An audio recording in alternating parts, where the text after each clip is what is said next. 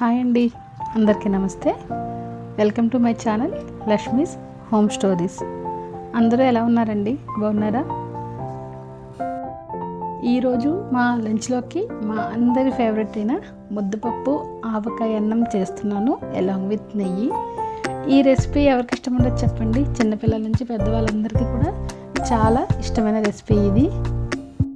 Taste అనే కాదు, చాలా సింపుల్గా ఇంకా ఈజీగా చేసేసుకునే రెసిపీ ఇది.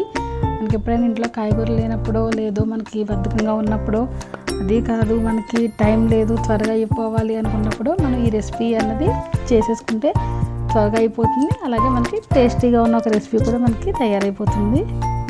దీనికోసం ముందుగా పప్పును బాగా 2-3 టైమ్స్ కడిగి శుభ్రం చేసుకొని ఒక హాఫ్ అన్ అవర్ వరకు నానబెట్టుకొని ఉంచుకున్నాను. తర్వాత దాన్ని ఒక కుక్కర్లో వేసుకొని దానికి సరిపడా వాటర్ వేసుకొని దాన్ని బాగా మెత్తగా బాయిల్ చేసుకుంటున్నాను. అంటే మనకి ఇది బద్ద అన్నది కనిపించకుండా బాగా మెత్తగా పేస్ట్ కింద చేసుకుంటే టేస్టీగా ఉంటుంది. అంటే ముద్దపప్పు కదా, బాగా మెత్తగానే ఉడకబెట్టుకోవాలి. ఇది ఉడుకుతుంది అనిపించుకునేసరికి మనం కొద్దిగా పసుపు, ఉప్పు వేసుకొని కలుపుకొని పక్కన పెట్టుకున్నాను. తర్వాత గ్యాస్ ఆఫ్ చేసి పక్కకి దించుకున్నాక పప్పు క్వాంటిటీ సరిపడ్డ అన్నం వేసుకొని బాగా కలిపేసుకున్నాను. అంటే అన్నము, ముద్దపప్పు, ఆవకాయ, నెయ్యి ఇలా పక్కన పెట్టుకొని తినడం కన్నా అన్నీ ఇలా మిక్స్ చేసుకొని తింటే చాలా టేస్ట్గా ఉంటుంది. అంటే లంచ్ బాక్స్ పట్టుకెళ్ళే వాళ్ళకి ఇలా పట్టుకెళ్తే ఇంకా వీలుగా ఉంటుంది అనమాట. సో ఇట్లా పప్పు, అన్నము వేసి కలుపుకున్నాక మన ఆంధ్ర స్పెషల్ ఆవకాయ అవి వేసుకొని అది కూడా బాగా మిక్స్ చేసుకోవాలి.